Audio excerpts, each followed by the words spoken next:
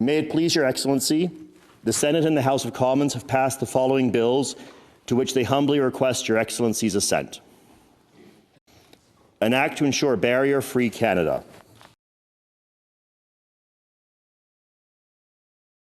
Well, first of all, I'd say Bill C-81 is grounded in human rights. It's taken a very human rights approach. It's really, fundamentally, we wanted to assert in law that disability rights are human rights. We again, on the anti-discrimination side, it's against the law and it's against our Constitution to discriminate on the basis of disability. But that's a very reactive right. So we wanted to proactively create a set of rights in law that mirrors what we have under the UN Convention on the Rights of Persons with Disabilities. So we took a very rights-based approach to the way we've drafted this law. We tried to link it to the convention as much as possible. And at the same time, we didn't want to frustrate any of the existing rights under human rights law.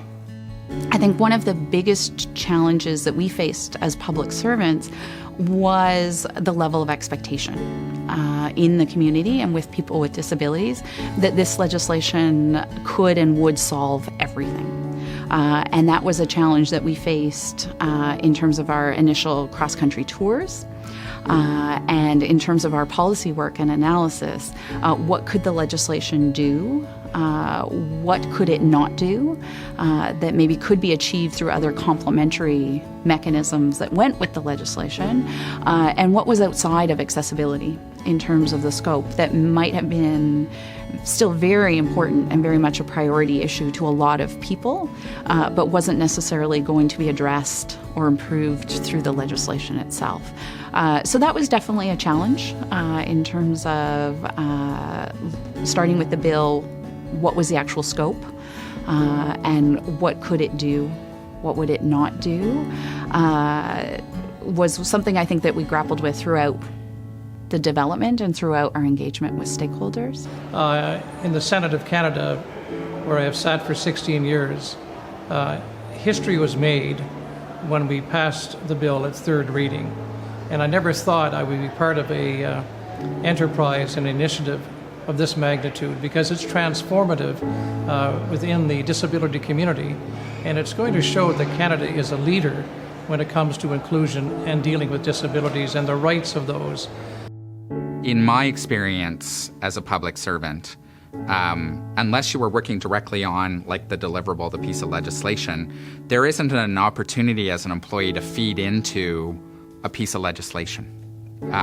This was a unique opportunity for employees with disabilities to actually feed into policy development outside of their normal jobs. So I'm working at CRA, I work on tax filing, I happen to be an employee with a disability, and I can talk about both the barriers that I face in my workplace and that I see tax filers out there in terms of what they experience interacting with CRA, and I can feed that input into a policy development process that actually a year from now, 2 years from now, 3 years from now is going to make a difference in both my life and the life of the people that I'm trying to help working at CRA. That's a unique opportunity within the Government of Canada. That does not happen every day. People are going to be saying, what's going to happen to me overnight? And I talk about it, that it's more than just building another ramp onto Parliament Hill. It's building a ramp to that cultural shift and change of being in the mix when it comes to employment. But should people have expectations that something will change overnight? Well, I think this is part of the education that we need to take out to all Canadians, that the journey to remove barriers and to create inclusive culture and inclusive communities will take some time. But one of the key things you mentioned earlier as we're chatting is a significant change will happen in that people with disabilities will no longer have to hire lawyers and fight for their own rights when they've been discriminated against, because we will have an accessibility commissioner who protects people's rights. It's going to be transforming. It's going to impact us. It's quite inspirational, really, and I feel very positive being part of this moment. For example, in the next day, we'll have the Prime Minister making their announcements, whether in press conferences or budget announcements, and have interpreters by their side in ASL and LSQ. I think the immediate more culture change or attitudinal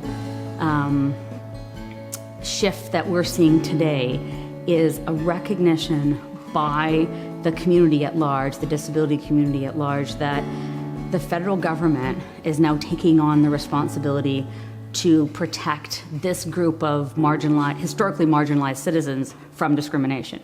It's not going to be up to the one person who's discriminated against to kind of fight the fight.